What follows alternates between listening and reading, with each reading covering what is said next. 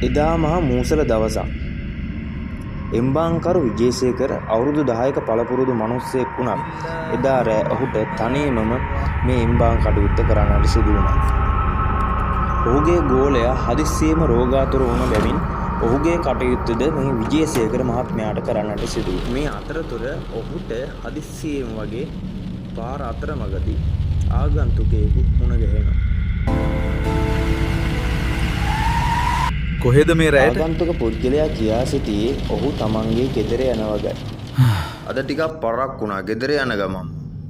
හරි මහත්තයෝ, ඔතනින් නතර කරන්න. මගේ ගෙදර මෙළඟ.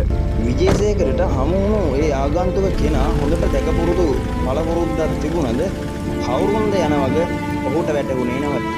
විජේසේකර ගෙදරට බොඩි එක බාර දුන්නයින් පසුව තමයි ඔහුට වැටහුණේ මේ මා සමග ආපු කෙනා වග.